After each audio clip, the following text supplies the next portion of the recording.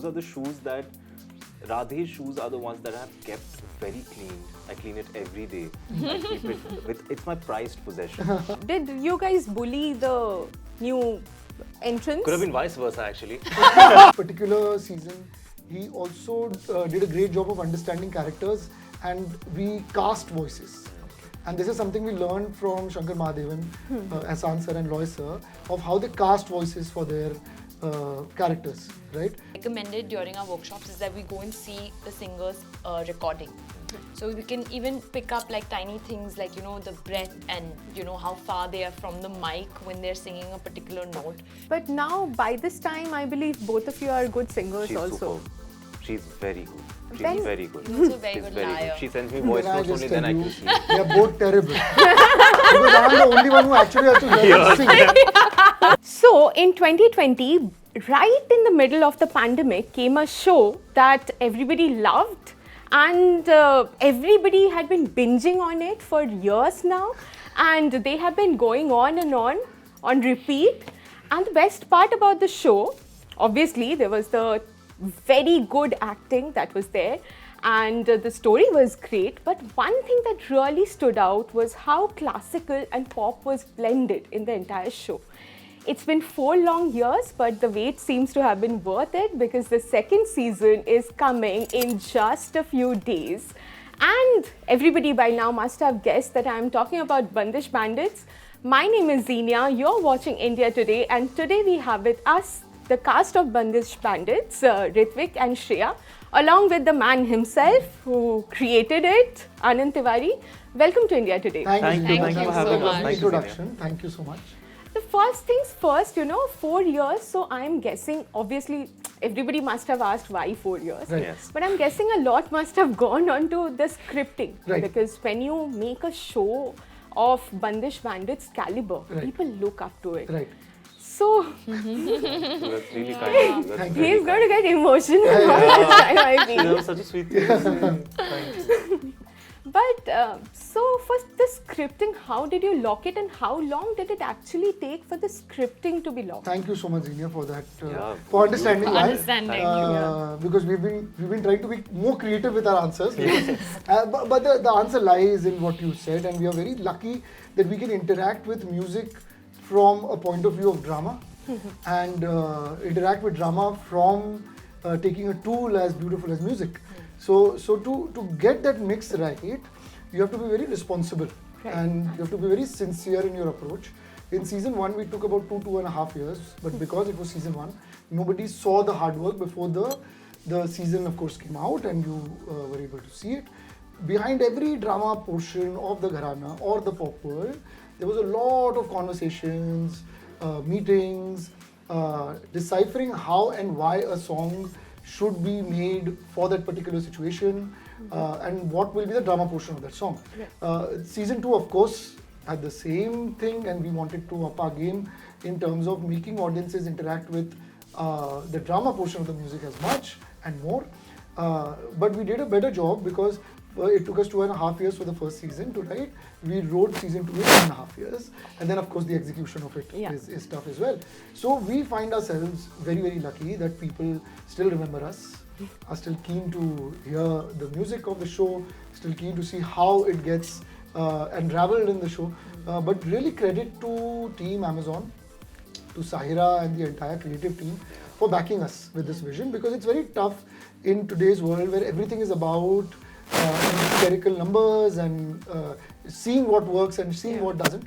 There is a lot of love and trust to a show which is doing something very different, and really the credit goes to them and the audiences for consuming it, because if season 1 wasn't consumed and liked and loved the way it was, I don't think platforms would have the reason to back an idea like this. So we are lucky that we are getting to experiment, we are getting to say something which is very novel, and Amrit and I consider ourselves, you know, very lucky to get a chance to interact with art form in its rawest form, and do our sincere best to it, really. Yeah, and the fact, like you said, that it was a very novel idea. We had not seen something like that, and you know, you have already obviously for Bandish Bandits also, you had already pitched this idea way before the lockdown, before the consumption Right. for OTT, increased. So, how did you strike up, like how did this idea come and how did you imagine this scale for a show like Bandish Bandits, like you There did is for no Bandish Bandits? one eureka moment that either of us had. There were a lot of conversations. Amrit and I, when we started Leo Media Collective as a company, the big decision was, he comes from a film school, I come from theatre. We are both voracious consumers of content and storytelling. And the debate always is art for discipline or is art for liberation? What am I creating the art for? Is it because of my discipline to the art and my responsibility to it, or because this gives me voice and I want to take it to the world? That's why the two characters of Bandish Bandits really came about, Radhe and Tamanna. And their chemistry, every time they collide, they rub off on each other, they debate, they question each other. That's where the entertainment of the idea really kind of came about. And we've taken that idea further, that same idea, because we've realized it resonated with people, not just with artists, but also people. Because whether you're part of the arts or just living a life which is around art, that debate is around you. Like, am I a member of the society and my family, or am I an individual? What is my identity, right? And India, I think, is a great microcosm of the world to find that out, because we are going through that question. The Gen Z is going through it, the millennials are going through it, the boomers are going through it. They're all questioning, what is my position in the world? Am I an individual with my own thought, or my thoughts are because of my society? That's where we've thrown Radhe and Tamanna. And hopefully in season 2, you'll see that really explore itself further. Yeah, and for both of you, it was, I know both of you have done work before Bandish Bandits, but this was like the big show that got you into the spotlight, and everybody is like, who's Radhe, who's Tamanna, who are these two guys? So good looking and so talented. But stop doing this. You're so sweet. तुम्हारे सवाल में भी compliment है यार. So lovely. Thank you. But I love that. I loved Bandish Bandits. You guys know it. Yeah. You know it. And so when this happened, and now getting back into the shoes of Radhe and Tamanna, how does it feel? And does that baggage of creating that magic in the first season, you have to bring it back for the second season? Does that bother you, or like feel like a baggage somewhere for you guys? You want to take it? It didn't feel like a baggage at all. Like, I love the thing that you said, that getting into the shoes of Radhe again. But those are the shoes that, Radhe's shoes are the ones that I have kept very clean. I clean it every day. I keep it it's my prized possession. I wait for the day that I'll get a call and then somebody will say, you have to get into these shoes again.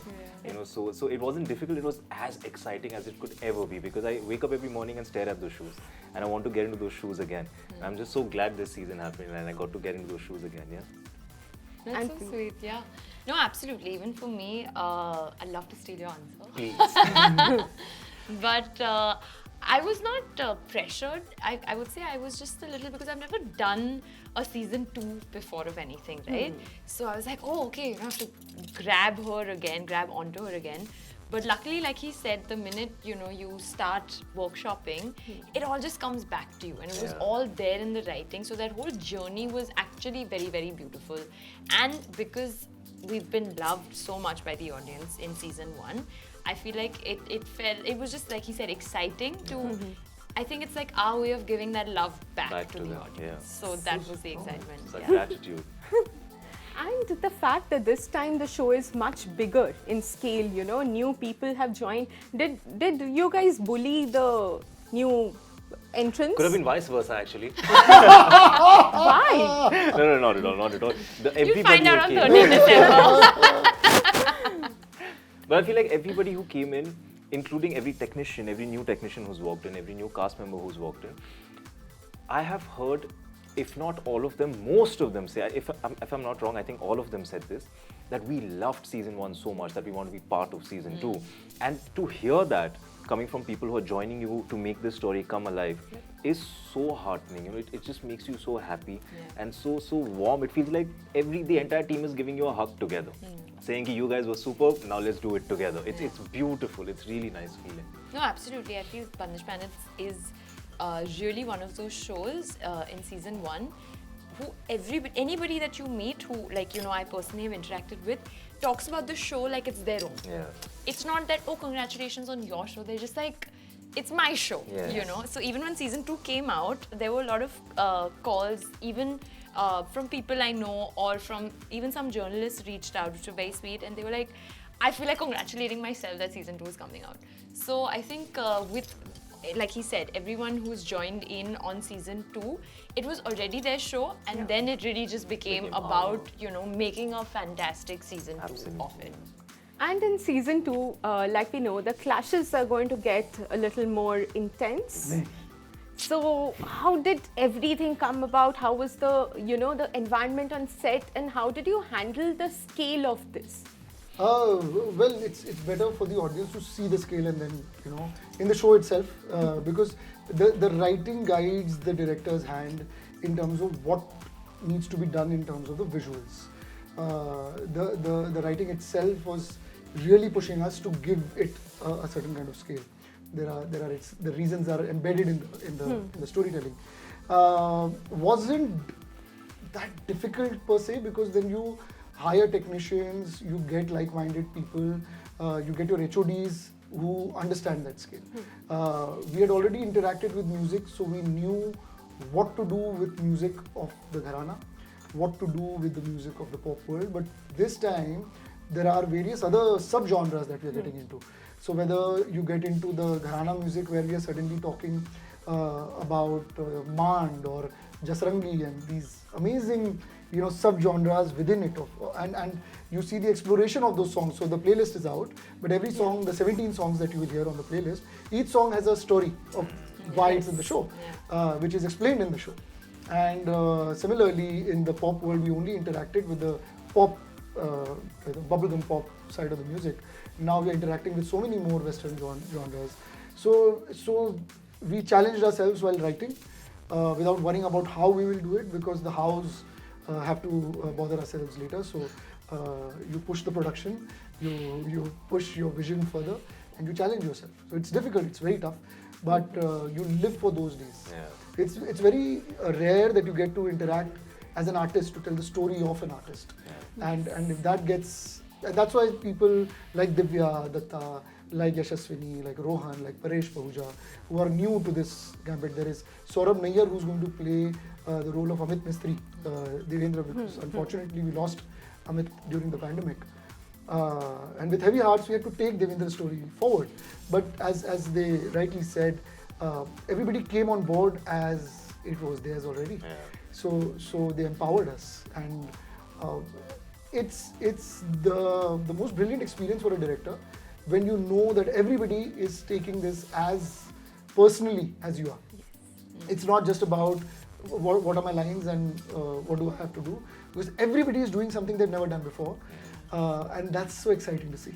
Yes, and one thing, you know, for a musical show, what is very important is you keep a consistency of the voice. Like for the voice of Radhe or for Tamanna, in season 1, we had several singers give them a voice, and that's true for second season as well. So how do you keep that continuity? How do you maintain that कि ये एक बंदा है, दो voice, अगर किसी दो बंदों का भी आवाज आ रहा है, तो it would have to feel same. So how do you maintain that? It's tough because with Tamanna, what we've done this season is we've largely kept Nikita Gandhi as a voice. For Radhe, because he's jumping sub-genres of classical music, and this we didn't know going in, that singers are very, they're specialists. If you think of doctors, somebody is an ENT. Correct. Somebody is a heart specialist, somebody is dealing only with the liver in the gastro world, somebody is a neurosurgeon. So all singers of gharanas have specialities. Lucknow gharana will have its own way of singing. Some other gharana will have its own way of singing. Because we're interacting with music of different gharanas, where you're dealing with Tumri at one stage, you're dealing with Mand Sangeet of Rajasthan at one stage. So every singer can't do all of that at the best. There are of course great singers who can do it when you make it light classical or do it semi-classical. But when you're dealing with hardcore classical, there are specialists. So what we try to do in season 1 and what we try to do in season 2 is you keep a timbre in mind. if you keep a kind of voice in mind, like my voice is a kind of voice.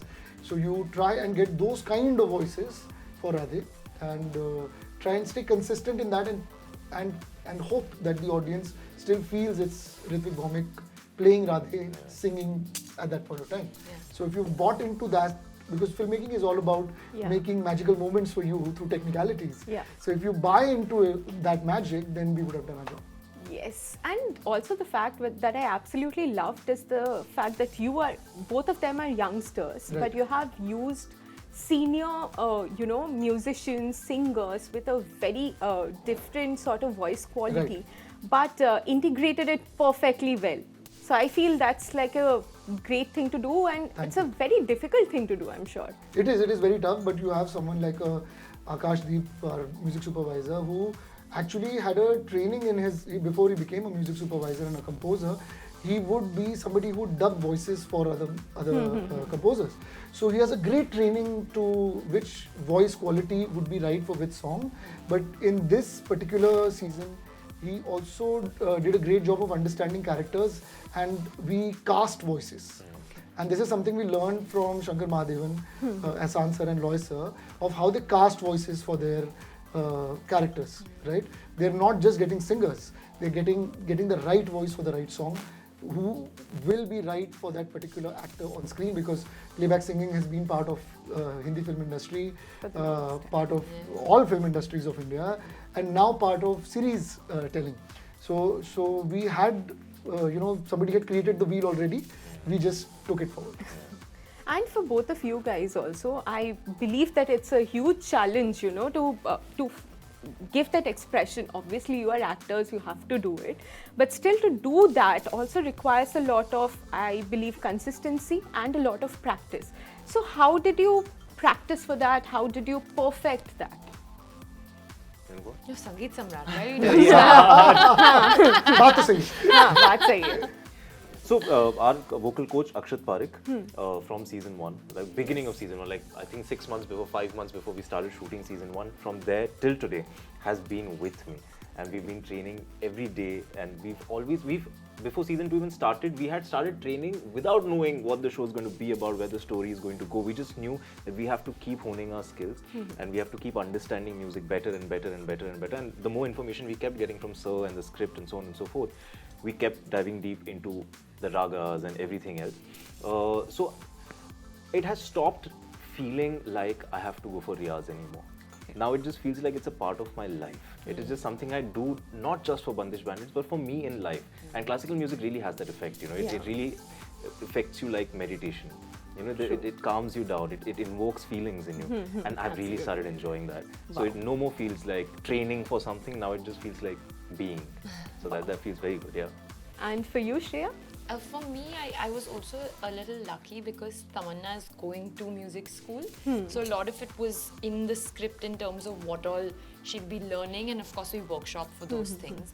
So like I just add to what he said, we had Akshat who brought somebody who was well versed with say Western music to train me, the Panchi, and an entire team. In fact, every singer, like even Nikita, when she was singing, so what he recommended during our workshops is that we go and see the singer's recording. So we can even pick up like tiny things like, the breath and, how far they are from the mic when they're singing a particular note. So those kind of detailing is what he really made us focus on, because like you said, we are actors. So I can't acquire the knowledge that all these amazing artists have, be it the composers, the singers, the technicians, etc. What they have. I can't get that in whatever time we've been prepping for season 2. So just by observation and hoping to do justice to their amazing performances, and also because my character does go to music school, so there were a lot of scenes that, which is also the interesting part for especially my character in season 2. Wow. A lot of the songs are being composed in front of the audience, which is something I as an audience member love seeing. When I hear a song or I see a scene, I'm just like, how is this done, and we got a lot of those questions for season 1 as well. So that really helped for the prep for Tamanna as well. But now, by this time, I believe both of you are good singers She's also. superb. She's very good. She's When- very good. He's also a very She's good very liar. good. She sends me voice Can I notes just only, tell then I you, can sleep. they are both terrible. Because I am the only one who actually has to hear them sing. Right? Because they're saying a dialogue and then we play the song and they have to start playbacking. But the right way to playback, Akshat has told us, is to actually sing. Yeah. Yeah. But of course, they can't sing. So I am hearing two very besura people and trying to concentrate in the lip syncing. So for season 3, I think you are going to put a little bit of earmuffs also before putting on the I think I've headphones. lost some of my hearing. The muffs are made him already bleed. there. It's inbuilt, my muffs. But just to add to everything that they've been saying, from Nasir sir to Atul sir to Shiba to Rajesh sir to Saurabh to Amit Maroon, to these two, to everybody took their jobs so seriously and worked so hard to get not just the lip sync right, but the body right. The breathing, as Shreya has been saying, the breathing right. And that's really shows how hard our actors really put in the effort that they put in to come across so naturally. Like you'll never be able to tell in our, in at least that's what I feel, and of course when you see, I hope you feel the same. It doesn't look like they're acting, it looks like they're singing. And it really energizes everybody else to get to do their job right when you see actors working so hard. So we've been lucky. And this season, we in fact have a couple of actual singers who've sung for themselves. Yeah. Oh, wow. Yashaswini is one of the actors who's actually sung for herself. There is an actor called Paresh Pahuja who plays a very important role in season 2, who used to play the guitar very well, and he performs his blues guitar and so on. But he picked up the sitar for this show. And played it Rajesh so- sir plays the flute. He's been learning the flute. Rajesh Tela. Like actually plays now. Yeah. He actually is in the show. You will see Nirmoya, which I just Ah. dropped, and you can see he's actually playing those notes. Oh, And, wow. and of course, the song has been played by someone else, but every note he's not pretending to play. He's playing. And that's just so amazing when you Yes. put the camera, and I can take my actors for granted that they will do all their parts right. So I can worry about movement, I can worry about lighting, I can worry about editing, because they will do their part. And that's the kind of trust they allow me to have. Wow. So, three of you, I mean, OTT has grown hugely, but you guys have been a part of OTT for quite some time now. And I've spoken to a lot of people who have been saying that the kind of freedom that OTT used to have at one point of time doesn't exist anymore. There's a lot of censorship that has come, and you have also been part of, political dramas which get another spotlight, especially. So, what do you feel about that? Has the, the noose around OTT's neck tightened? I don't think so. As soon as you become mainstream, you are talking to a very wide audience. As soon as you're talking to a wide audience, you have to be slightly more responsible than when you are not talking to a very wide audience. When you're doing a stand-up act in a closed setting without cameras on, you're talking to that audience in front of you. Yeah. You can be a more risque with your content, but as soon as it gets onto YouTube, there are SOPs that YouTube, which is an international organization, is putting onto it. So I think because OTT is now mainstream, it has to follow the same rules that satellite has been following for so long, cinema has been following for so long. So it's the rule of the law, and I feel it's a good thing for OTT that today people are sitting together with their parents and their children and watching shows like Bandish Bandits together. It's not a single consumption that I'm going to go in the corner and watch it by myself. You can watch it together. So if Bandish Bandits has to be more responsible in season 2, why not? You guys want to add on to it? I don't think firsthand I've experienced anything like that. But from all the work that I've done, I don't think at any point in any project that I've felt like I've done something or I've said something or something's written or something's been directed that somebody has said कि नहीं ये नहीं कर सकते या ये मत किया करो. Everybody's coming from a point of responsibility anyway because they know that they all want to reach out to a wider group of people. They all want everybody to hear their stories. So why limit themselves by doing something that anyway does not is approachable by the entire group of audiences? So yeah. Just to give you an example from season 1 to season 2. In season 1, we use a lot of cuss words with two characters, right? Kabir and Argya. In season 2, we looked at the writing and said these two can be themselves without having to cuss every time they speak. Absolutely. Just because it's allowed on OTT, I don't need to use that. Correct. because my audience, I didn't realize when I was making season 1, is a very family audience. Yeah. We made it without thinking of an audience. Correct. We made it at the best abilities that we had at that point. Now I have good enough data to understand that audiences are the entire family. Correct. I want to include them. Correct. I don't want them to feel strange about it, awkward about it when they're sitting and watching it with their parents or their children. Correct. So that's not censorship by someone else. That's writers evolving and Correct. saying, okay, I'm going to talk to a wider audience. Correct. Right. And the last question. So, Bandish Bandits 1 obviously received immense love. So, was there any moment, when you went or when you interacted with people, when they said something that you still hold very close to you? Yeah, in fact, every day. It's something that I'm really very, very blessed to get the kind of love that we get for the show. And it's not just because of us. It's also because of them, because they always wanted to consume a content piece that was theirs, and we were just instrumental in putting it out there for them. The fact that so many people have put their children into classical training, the fact that a lot of people have started respecting pop music as music too, and not looking at it as something that is alien to them. It is as much theirs as any other kind of music. I think, and the fact that actual musicians have said to us a zillion times that this is exactly their story. And that makes us feel very, very happy and blessed. And anything that you have heard that stays with you? So much actually, so much. We got love in abundance after season 1, and some very gracious compliments have come from everywhere, from within the music industry, film industry, and audiences in general. But I think one of the most important things, as he said, that parents are now putting their children in classical music classes. And one of the coolest things, one of the nicest things that I read, and which was also something that Anand sir had said before we started shooting season 1, that he said, I want to make classical music as sexy as jazz, as approachable as jazz. Why not? Yeah. And that's what we tried. And then later to hear from somebody, thank you for making classical music cool. Thank you for making it so approachable. Thank you for bringing it closer to the youth. And that's huge. It's huge. True. No, absolutely. In fact, the amount of, we were talking earlier, it's because so many people watched the show with their families at a time during COVID, which was a really horrifying time in everybody's life. I think that was really special. That a lot of people just came to us and just said, thank you for making the show. It just, it brought a smile to our face. It got my family together. Just things like this, because this is why we do what we do. To impact through our art. So I think that was something that'll always stay with me. I'm getting goosebumps now. But thank you so much for joining with India Today. But because right now I have you in front of me, Bang Baja 2 कब आ रहा है?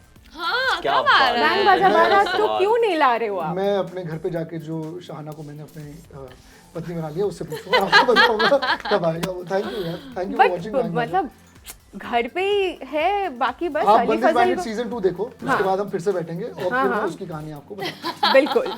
But thank you so much Thank for you. being with India Today. It was lovely chatting with you. Thank you for having so us. much. Thank you so much. Thank you. Thank you.